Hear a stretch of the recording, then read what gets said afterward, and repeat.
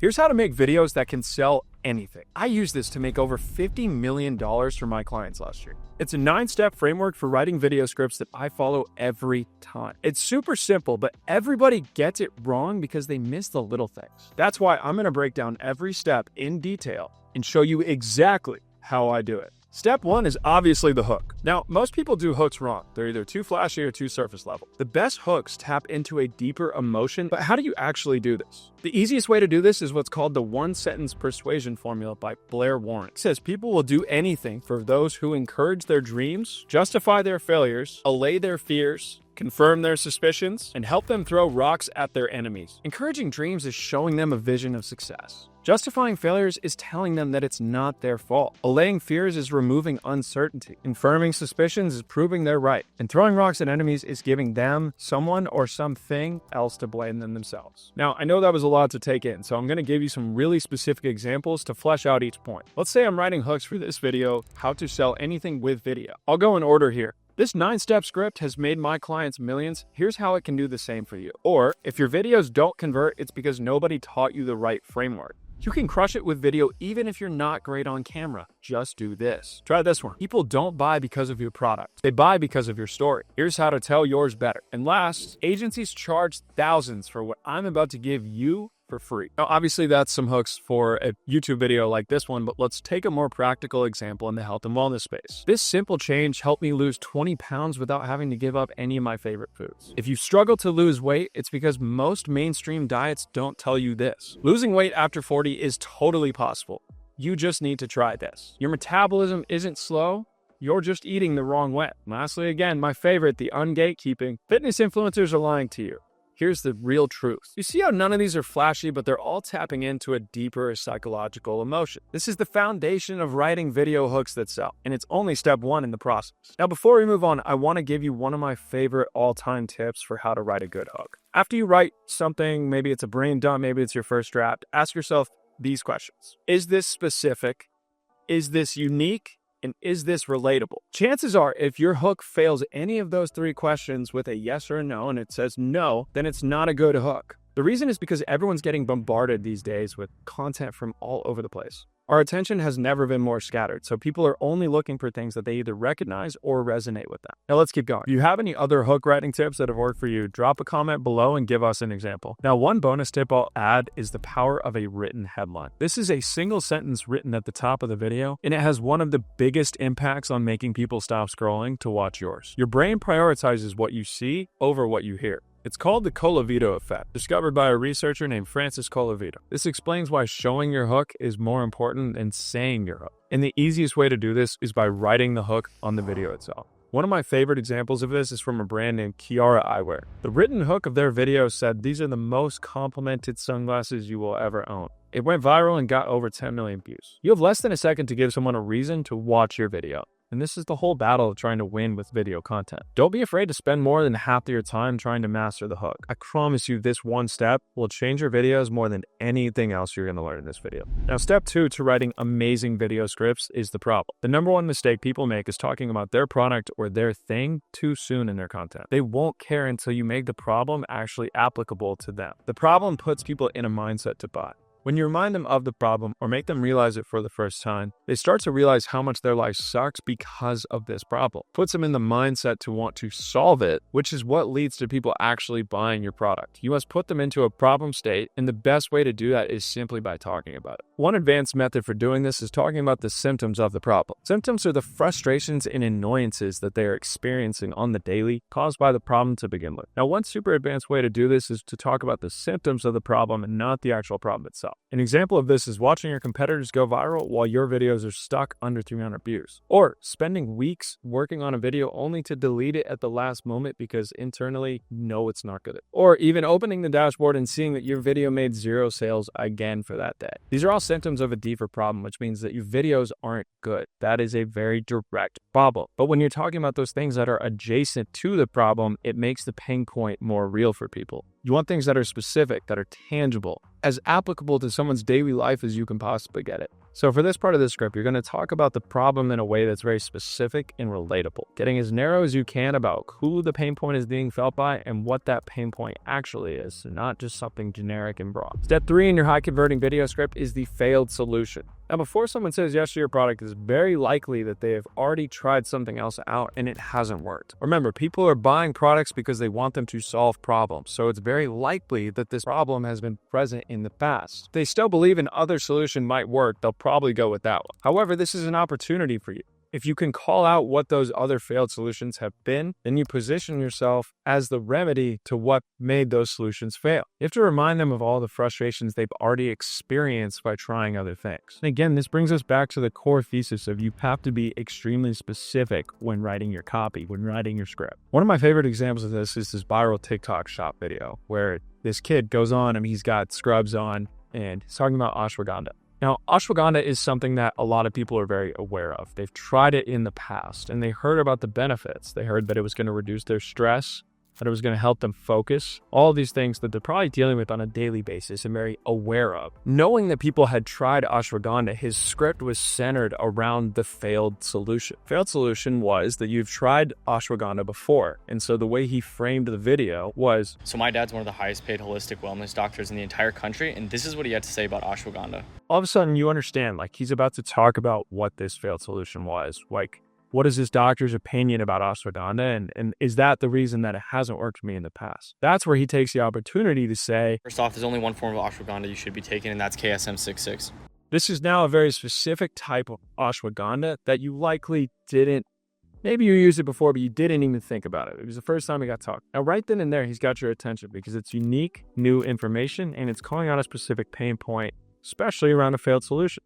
Why didn't ashwagandha work in the past? Because you didn't use this specific strain. This can be applied to so many different things. For example, if we're talking about selling with video, a failed solution might just be post more, be consistent, and it'll eventually work. But that's like throwing darts in the dark and trying to hit a bullseye. You spend all this time filming, editing, and there's still no guarantee that it's going to work, and you're also not improving. You're not understanding what is that thing that caused you to fail before. So instead of saying just post more content and be consistent, our failed solution would be calling out their testing process, saying the reason your content isn't working is because you're not taking what didn't work and test it. Contemporary example could be hooks, where someone will say, well, you just need a really good hook for a video for it to work. We all know that, but ultimately the sauce that goes into actually writing the hook, the headline, the visual hook, making that have a lot of movement and transitions, and then also the spoken hook and how you bring energy to it, how you get right into the idea. Now we're talking about very specific solutions that are meant to remedy the failed solution before, which is, I know I need a hook. I just don't know what it is. I don't know what it's supposed to be. I could even go more broad and talk about paid ads as a failed solution. People might say, don't make content, just run ads. But how many horror stories have you heard of people burning through their budget because the ads didn't work? That's because ads don't turn a crappy video into a banger. Ads only bring more eyeballs to their crappy video to begin with. Which leads me to an advanced insight. Most people don't realize why they keep failing. When a solution doesn't work, they don't blame the method. They blame themselves. They think they just need to try harder, be more disciplined, or give it more time. Really get through to someone, and to make them trust your video, to make them believe your video, you need to break that mindset. You can't just be the next guru telling them, oh, you need to try harder to make this actually work. You're almost gaslighting them at that point. Your failed solution is an opportunity to provide a specific solution to their pain point, understand it, and demonstrate it, that you know how they failed before. Bring it back to that ashwagandha example. He's not directly saying the reason your ashwagandha didn't work. He's saying, my doctor's dad, he's got this recommendation. That in itself is a very unique way to introduce a failed solution. Your failed solution was, I tried this product, it didn't work for me. He's saying, well, that's because you didn't use the right strain. This can be multiplied across any sort of different supplement. Your nails don't look good. Your nails don't fit your nail bed shape. There's all sorts of different nails. Maybe the glue was off. Maybe the color wasn't right. It's not that, are you tired of bad colored nails? This is the events. This is the outfits that are supposed to go with the red color on your nails. So it's getting more narrow and more specific about that failed solution is how you're going to build trust in people to want to watch the rest of your video. If you think about where this goes in your script, this is really around like the 10-second part. It's that last step before they're thinking about jumping off and leaving you entirely. A lot of people get a decent hook rate, decent like next couple of seconds where they introduce the problem. But this is where the money is really made, because once someone stays with you for that 7 to 12 second mark, they're very likely going to complete the rest of the video and watch the whole thing, give you an opportunity to sell your product. Step 4 is the product reveal. Now, this is one of the worst things that most people do, is how you actually introduce your product. Now, most people think selling is about convincing people to buy. So they pitch their product way too early in all of their videos. But the easiest way to get someone to buy is to actually build up so much demand over the course of a video that by the end of it, they're left with no choice. That's why this is less about the step itself and more about what comes before it. Setting the hook stops the scroll and gets attention. Revealing the problem puts them into a buying state, and exposing other failed solutions makes them wonder, what is the actual solution? Now, once you're ready to introduce your product, whether this is organic or is paid media, you got to think about, how would you recommend it to someone that you had just met? You're saying, oh, I've been trying this new thing that makes me feel way less jittery after I drink all this caffeine. It's a focus shot, but it doesn't give you that same crash. You wouldn't say, and that's when I found Magic Mind, this revolutionary.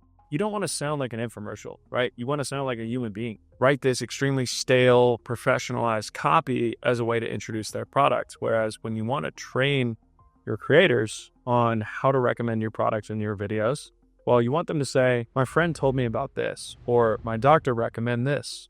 You don't want to actually call out the brand name itself. You don't want to call it the product itself.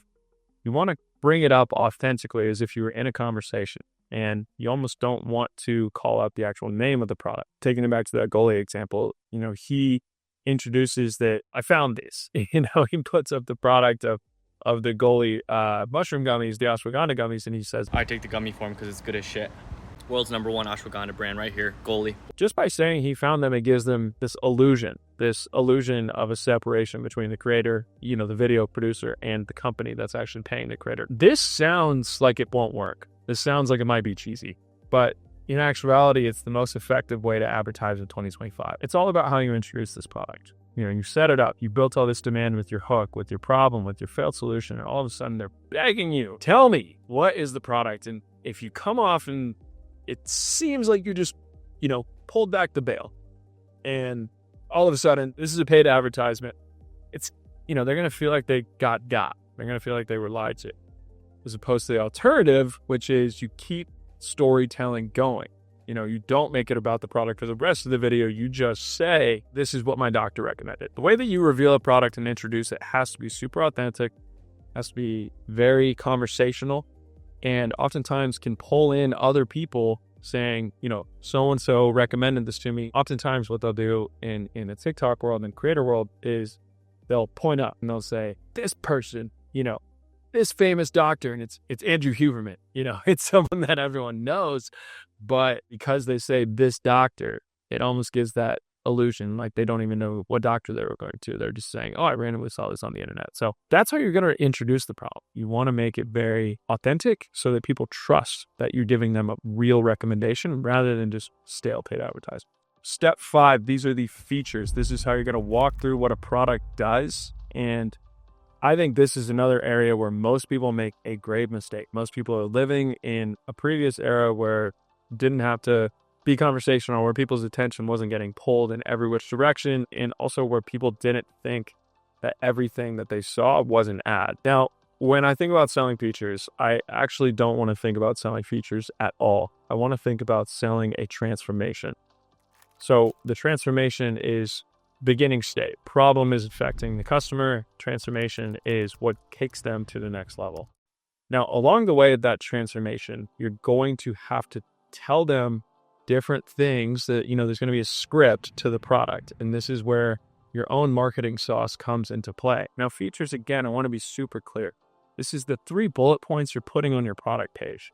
This is the stuff that when you're introducing a product and you're saying, buy my jeans because they're straight leg, 100% American denim, whatever this marketing copy is, that's where you're going to drive home the value propositions of your product and what's different about them. However, people are very used to getting bombarded with advertisements. Think about everything you've watched on TD. Now multiply that across how many times people see ads in their social media feed. It's ridiculous. And so to stand out, you're going to have to introduce those features in a way that they're not used to.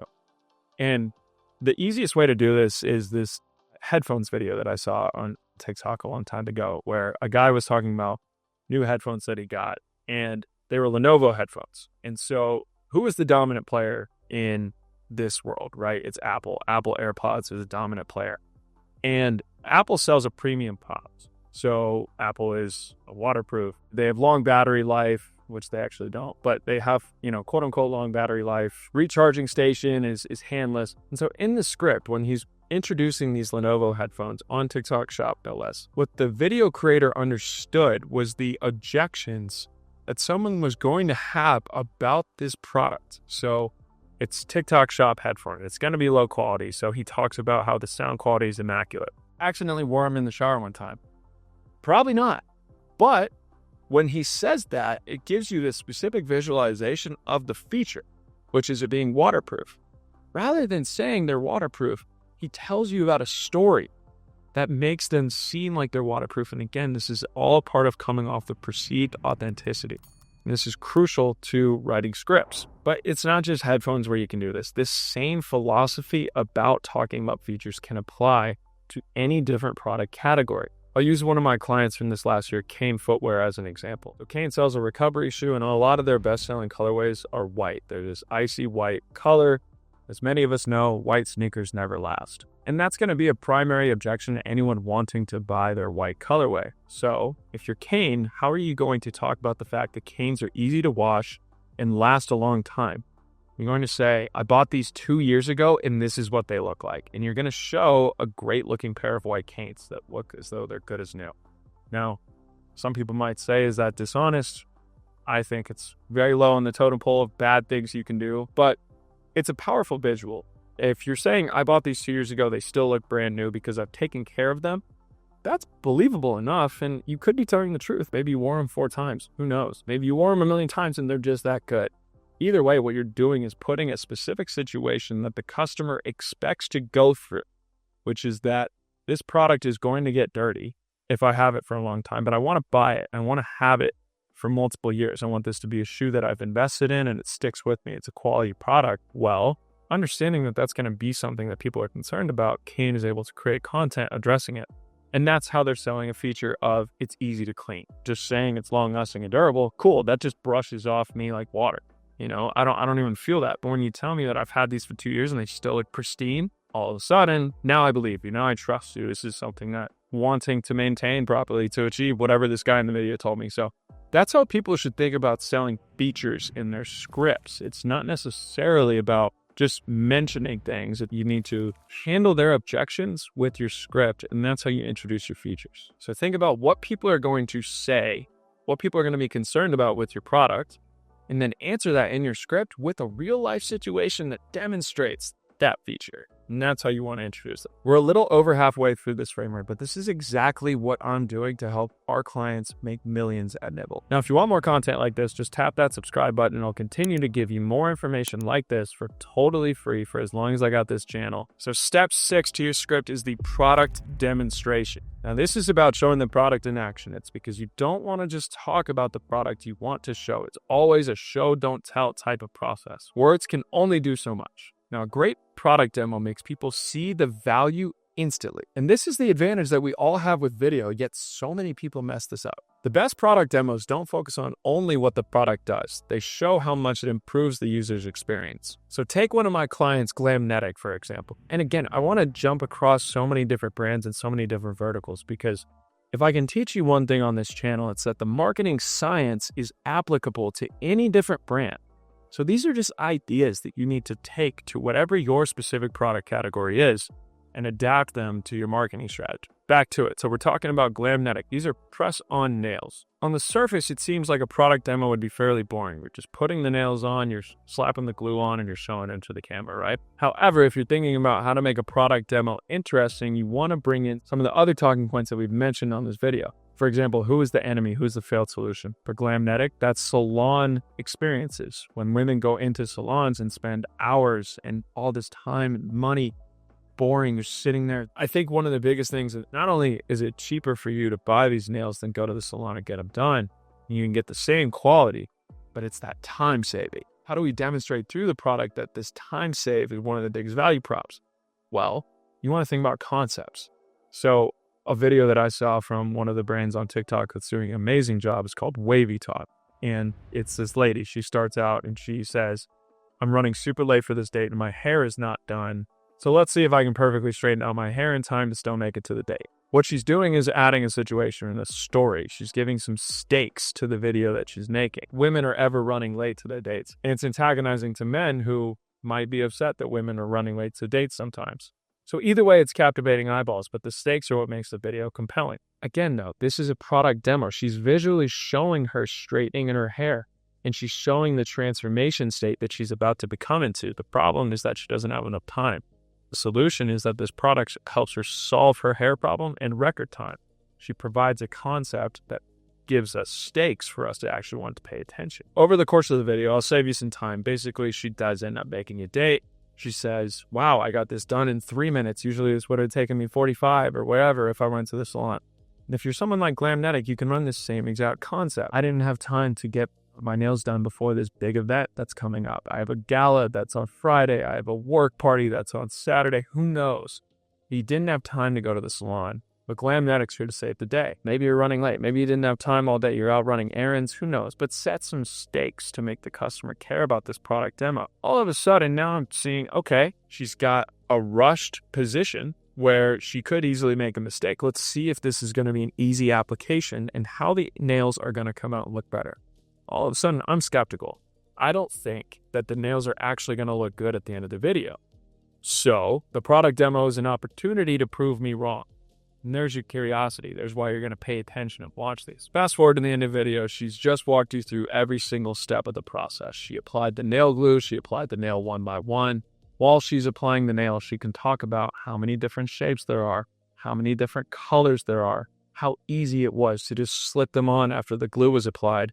You name it. She's able to walk you through those different features, similar to what we talked about in the last step. And you're paying attention because the product demo is not this traditional, watch me apply my nails over the next 5 minutes, applying a situation to it. And this is really the power of where short form video has allowed everyone to become a creator. Your average Joe can make any piece of content and it might go viral because it's relatable. It feels like, someone's sending you a Snapchat or you're going to watch it. And so you want to think about your product demos in that way. Like, what is a native, integrative way to show this in a situation that's relatable while being able to map some of those features and clearly demonstrate all the different value propositions of your product. And this directly leads us into step 7, which is pitching the benefits. Again, we're at this point of the video where you got a hook, you got a problem, you got a failed solution, you got an introduction of the product, you got features, you've started to demonstrate the product. And I think what really happens for a lot of people is this feels like a lot. This feels as though, oh my gosh, you just named 7 things, 6 things, and I'm going to be 45 seconds into the video. I'm supposed to make it 30 seconds. No. What you don't understand is that a lot of these things can actually apply to a very quick amount of time. Every single thing that we just mentioned could be under 3 seconds. Continue with the example of the date idea. She's running late for her date. That can be the hook. It doesn't have to be, guys, I'm running so late for my date. That's curiosity. You want to boil each one of these things into maximum 1 to 2 sentences. And I mean maximum. Like, you don't want more than 2, but ideally it's like, can you hit a one-liner for every single one? And that's when you're really starting to cook. That's when you're really starting to tell an effective story. Every single one of these components is in 1 line or less. And not only that, some of them are going to blend together. It's not necessarily like you have to have each one of these in successive components. You can have the failed solution in your hook. That's introducing a pain point in your hook. You can have the introduction of the product very quickly into the video. There's a lot of different ways to do this. So let's get back into it. We're pitching the benefits. People don't actually buy features per se. They buy benefits. So what is one of the benefits of a feature? Well, let's go back to Glamnetic again. One of Glamnetic's features is that their glue is extremely strong. However, one of the benefits to this is that it can last up to 2 weeks. And those are very different things. But every product has features and they have benefits. Benefits are the downstream of the features of your product. Kane Footwear is another excellent example of this. Their features are a wide toe box, or they have these little nodes in the bottom that stimulate blood flow. Well, what is a benefit of one of those features? A benefit of a wide toe box is more relaxation for your foot after you take it out of traditional shoes. Traditional shoes have these very narrow toe boxes. They compress your toes, and that's really bad for you after a workout. So if you're Kane, you're going to talk about the wide toe box, but not necessarily the wide toe box. You're going to talk about the benefits to a wide toe box, which allows my foot to level out. So if I've just created all of these different demand through the situational stuff, maybe it's attempting to run a marathon only 3 weeks after my previous. All of a sudden there's stakes. There's a reason for me to actually be taking my recovery seriously. You've kind of positioned yourself as a source of authority and information. Say you've gone through all of the previous steps and you're actually at the part where you're going to start talking about the benefits. Well, again, this is an opportunity to talk about that wide toe box and how that allows the foot to breathe and how that's critical to you achieving your initial stated goal, which is running another marathon after previously running one 3 weeks ago. Now, again, I would say this one kind of blends into some of the others, but it's critical to find the benefits that matter the most to your customers and position your product around those micro stories that actually talk about those benefits and talk about the transformations that are possible through your benefits. Which brings us to arguably the most important step in writing a high-powered script, which is the desired result. Anytime someone buys a product, they have a desired result. They have what they want to happen once they get that product. People buy Hexclad cookware. They want to cook more. They want to cook easier. They want to cook better food. They want to clean more.